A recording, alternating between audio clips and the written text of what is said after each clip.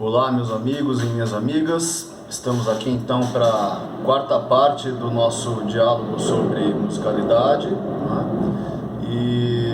Bom, no nosso último encontro discutimos um pouquinho esse conceito de musicalidade, ainda falando sobre o Zuckerkandel, né? E do apontamento que ele faz para o diálogo do Platão sobre o momento em que Sócrates estava para morrer, né, e que ele se dá conta de que nunca tinha se dedicado à música, né, e que, portanto, ele deveria fazer isso nos últimos momentos de vida dele como uma missão que não pode deixar de ser cumprida por nenhum ser humano. Ou seja, esse foi um dos indicativos, né, que o Zuckerkandel nos apresentou, de que todo e qualquer ser humano carrega consigo a musicalidade e, portanto, a musicalidade seria inevitável, né? Então, fazendo algumas associações, né, ser musical para o ser humano, né, é uma condição tão sine qua non quanto ser verbal, né? Então, o ser humano é verbal, tanto quanto é musical, né? O ser humano é um ser pensante, né? Capaz de desenvolver pensamento em altos níveis, né? De complexidade, né? Em altos níveis de elaboração, enfim, desenvolve pensamentos objetivos, concretos, abstratos, né? Que também é uma característica própria do ser humano, né? Tanto quanto ele é musical. Então, a condição de ser humano, né, pressupõe, desse ponto de vista, que você estará envolvido com o discurso musical. Então, o ser humano é tão musical quanto é bípede, né? É uma condição própria, né? Não existe ser humano sem pensamento, né? Não existe ser humano sem linguagem, não existe ser humano, enfim, que não seja bípede, né? E não existe ser humano que não seja musical.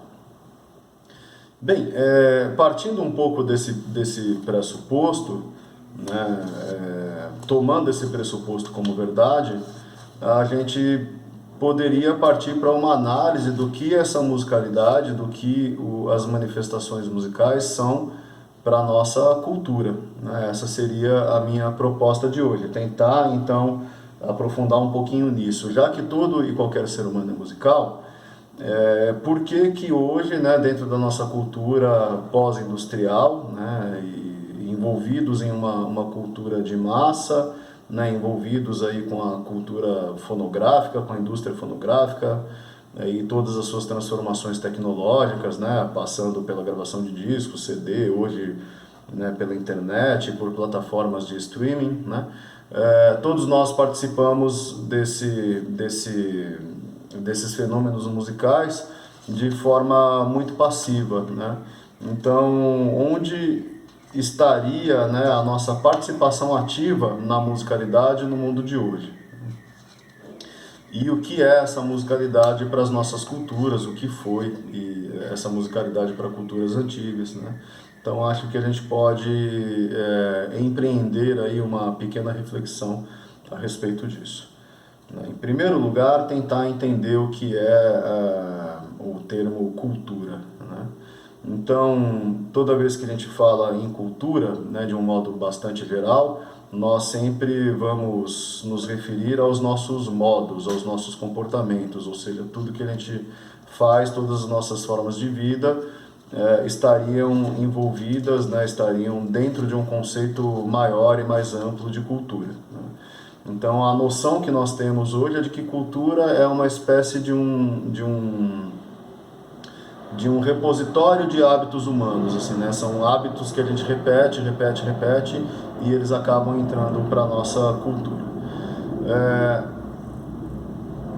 De qualquer forma, eu gostaria de propor então, né, uma provocação a respeito dessa nossa noção mais vigente, né, de cultura como, enfim, como tradição, né, como coisas que a gente faz porque sempre fez, né, e estão com a gente porque sempre estiveram, né, então a gente se veste de um determinado jeito porque, enfim, sempre foi assim, né, isso vai se transformando aos pouquinhos, gradativamente, a gente come a mesma comida porque a nossa cultura come aquela comida, então a gente tem uma noção de cultura como enfim, um conservatório mesmo, né, nós conservamos certos hábitos, né, de um modo bem geral. Bem, há um teórico da sociologia, né, o Zygmunt Bauman, que se preocupou, né, bastante com esse conceito.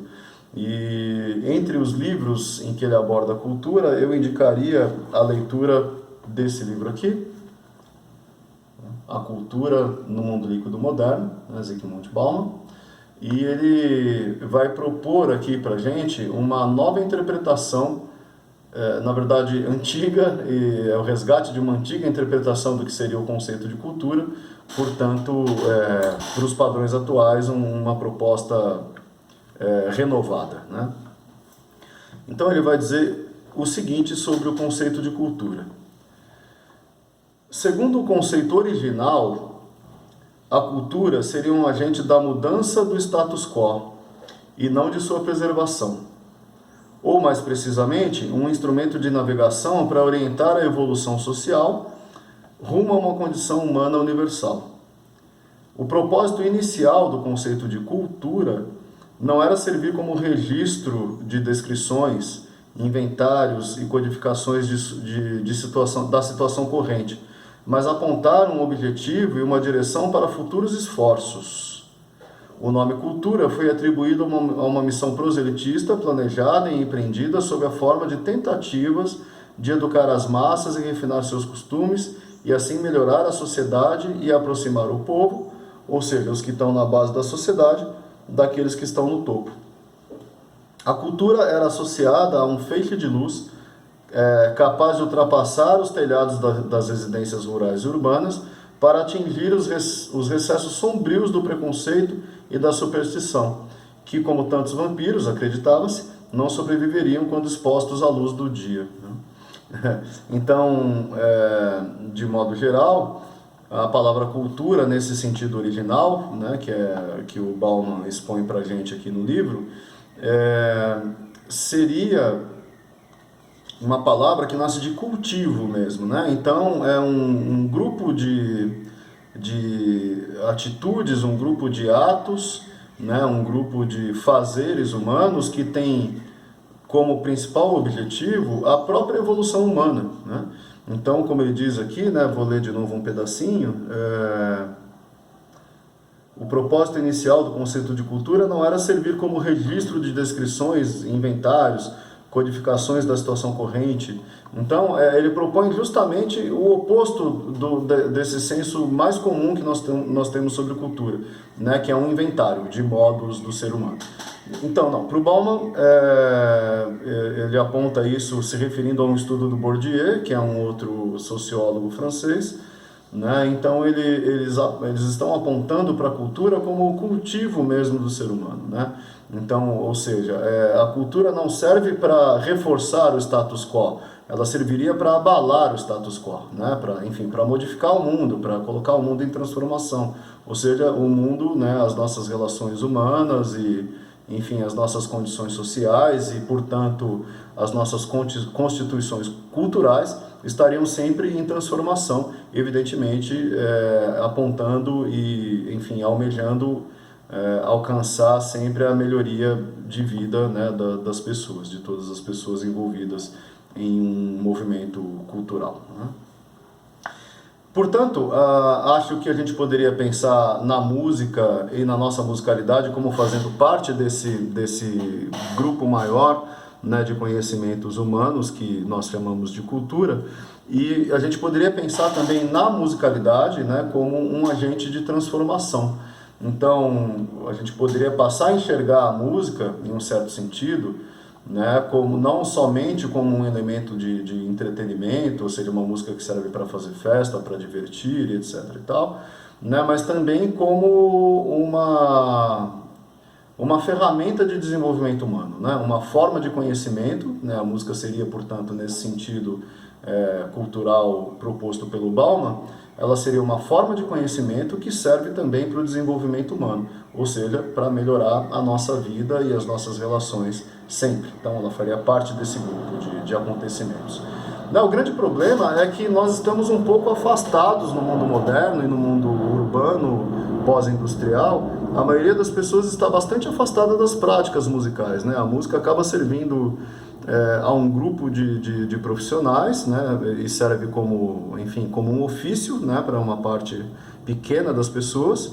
O resto da sociedade consome o produto desse ofício da música, mas não participa ativamente, né, dos fazeres musicais, na maioria dos casos, evidentemente, né, com algumas louváveis exceções.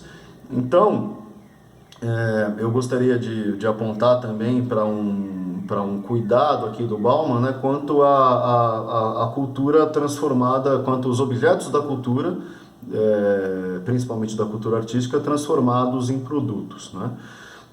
Não há nenhum grande problema quanto à cultura de massas, de entretenimento.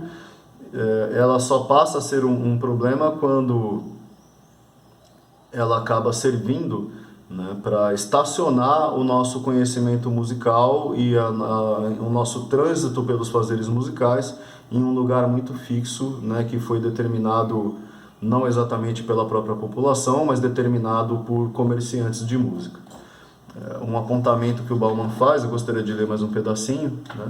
Ele diz que depois, né, desse mundo que ele chama de mundo líquido moderno, né, do mundo pós-industrial, né, que a cultura passa a ter de novo um papel de congelamento dos hábitos humanos, né, enfim, dos nossos fazeres artísticos, por exemplo. Então ele diz aqui, em suma, a cultura foi transformada de estimulante em tranquilizante. Vou dizer de novo. Em suma, a cultura foi transformada de estimulante em tranquilizante, de arsenal de uma revolução moderna em repositório para a conservação de produtos. Cultura tornou-se o nome de funções atribuídas a estabilizadores, homeostatos ou giroscópios. Em meio a essas funções, de curta duração, como logo se evidenciaria, ela foi capturada, imobilizada, registrada e analisada, como que num instantâneo. Certo? Então, ele está pedindo aqui para a gente tomar um certo cuidado, né, com essa música, já que o nosso assunto aqui é a musicalidade, né, com essa música, eu que estou colocando essas palavras, tá? Porque o Bauman fala sempre de uma cultura geral, eu que estou direcionando para a música, né? Então, fazendo esse direcionamento, ele estaria pedindo para a gente ter um certo cuidado, né? Porque a cultura, de modo geral, hoje voltou a servir como uma espécie de tranquilizante. Né? O que isso significa? Significa que a gente se conforma, por exemplo, na música, com os modelos musicais que são propostos pela indústria cultural. E aqui eu não me refiro só à indústria de massas, não, a qualquer indústria musical, né? A música erudita também responde a um mercado musical, né? A música instrumental, o jazz e, evidentemente, que a música de entretenimento mais fortemente, né? Responde mais fortemente a um mercado musical e a uma indústria. Então, a minha proposta, né, para a gente ir encerrando por hoje, é que nós pudéssemos pensar em que outras funções a música teria na nossa sociedade, né, que não fosse somente se referir à música de entretenimento e, portanto, a reprodução de modelos musicais que já estão aí há muito tempo e normalmente congelados por uma necessidade comercial, né?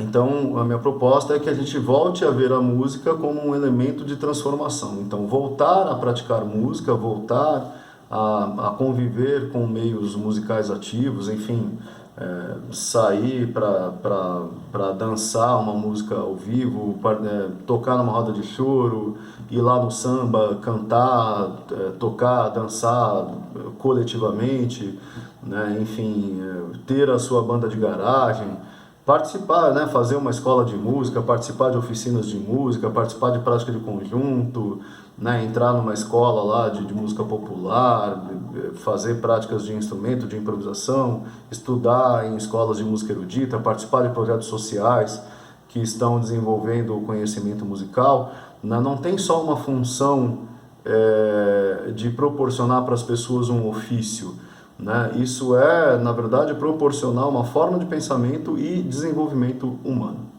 Tá bem? Então essa é a minha proposta por hoje e eu novamente convido, se tiverem perguntas, enfim, sugestões de assuntos que a gente possa abordar aqui, por favor deixem nos comentários, tá bom? Até uma próxima e muito obrigado pela atenção.